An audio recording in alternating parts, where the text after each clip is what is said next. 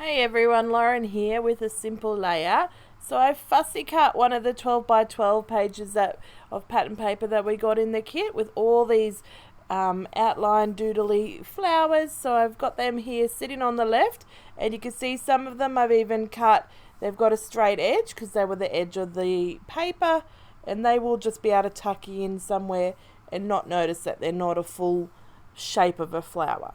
So I'm just going to start by sticking my photo here on top of this 12 by 12 mixed media paper, also in the August Kitaholic Kits, and then I'm just going to set about sticking down these flowers. So I'm using foam tape and just normal double-sided tape.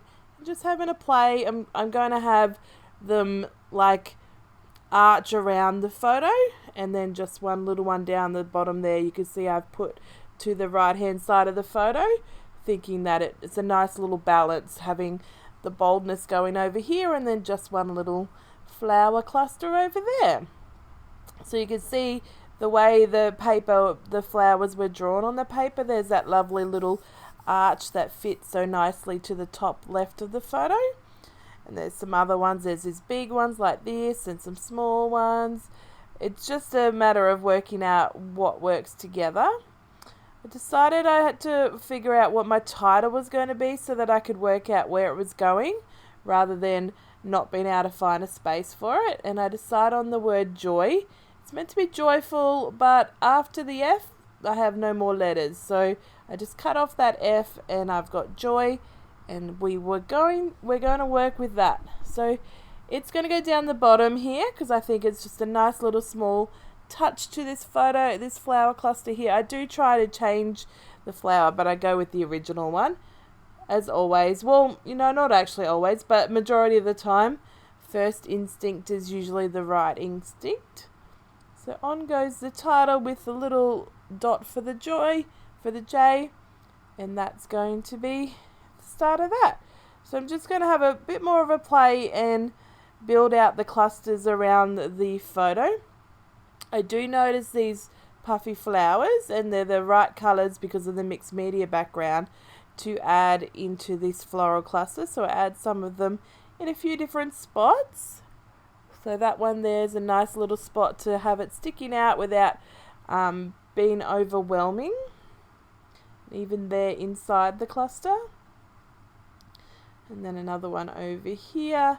So you can see I just having a play with where it's going to fit. I don't overthink it. I don't like to often lay out these kind of layouts and then glue it because it changes so much. I find if I glue as I'm going, it will work. If I really am desperate, I can, peel back one of the things that I stick down and make it work in a different way. So you can see here I just cut this puffy sticker in half. It was too big as a full flower, so cutting it in half means that I can have that pop of blue in two spots rather than being overwhelming in one spot.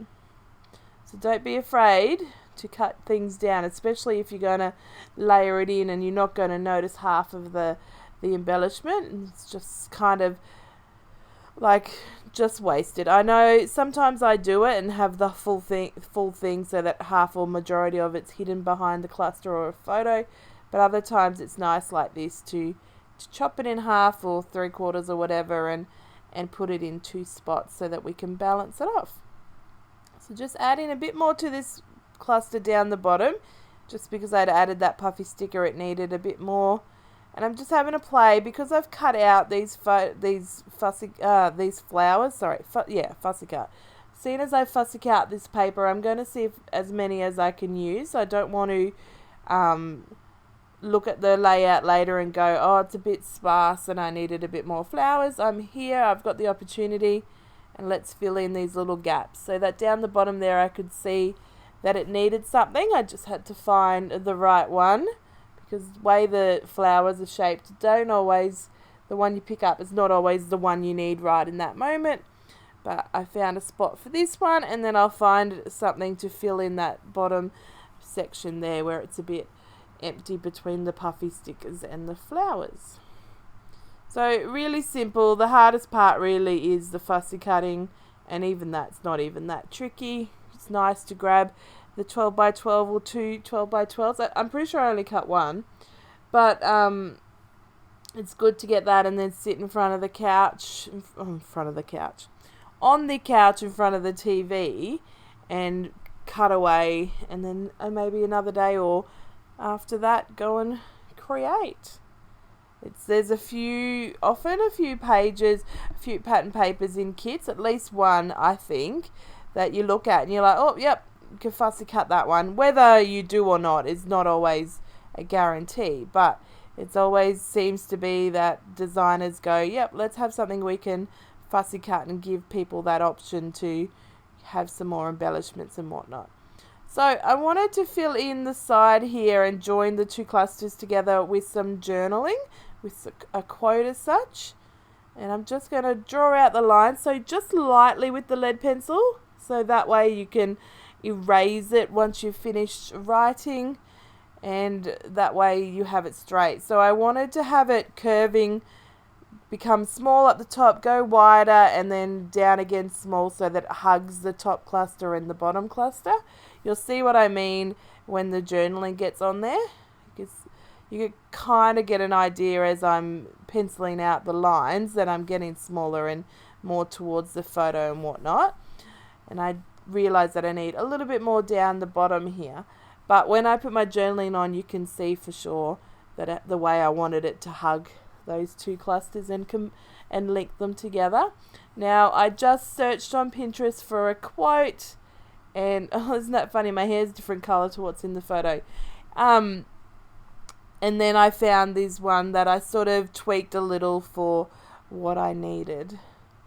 So I'm sure you could read the journaling here, or if not, at the end when the close-up's up there. But if you can't and you're really interested, just let me know and I'll let you know down in the comments below. So I'm just using an eraser, just a normal everyday eraser, to rub out those pencil lines, and then you can't see, makes it look like I was so clever and I can write straight every time, even though I can't even write straight even when there's lines really. Now, I don't know if you noticed, I tweaked and edited a bit, but when I wrote positive energy is one of those words that I often get wrong if I'm not thinking and thinking properly about what I'm doing, and I spelt it wrong and tried to fix it, but it was really noticeable, well, at least to me anyway. So what I decided to do was to grab out some correction tape, so like white out, and I'm going over the words here, just adding a word to the bottom so that I had enough room for the thickers, and I'm going to use these little puffy alphas to spell out positive energy, and that way it just brings in a little pop of the colour. And I'm just using the pink and the orangey yellowy tones because there's only a little bit of blue in terms of the background, but also then some of those bolder colours in the puffy stickers, and I didn't want to bring in any other colour in the journaling.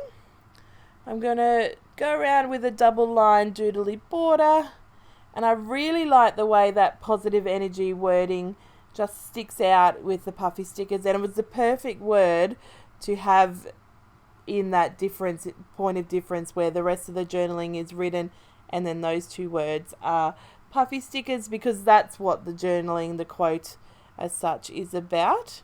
I do then think, I wonder if there's a little thicker puffy sticker that I could put up the top of the journaling, and I couldn't work out with the words we had, but I cut out the two letters M and E from moment and made the word me, just rounding off the edges of the letters, and it just was perfect. It was like it was the word that was on the thicker sheet, which it obviously wasn't, but sometimes it's nice to just adapt the thickers to what you need. Now, this is just going to finish off the layout. I'm using the enamel dots that we also got in the kit, and that's going to be it. So you can see how simple it came together and how there's not much going on, but also there's a bit going on at the same time. So I've used a fussy cut paper, a 12 by 12 pattern paper for the background, the puffy stickers, the alphas, and enamel dots, and it's simple but striking and effective, and I love it. So hopefully you've enjoyed the video today and it's inspired you to get creative, And I'll see you next time. Thanks, guys. Bye.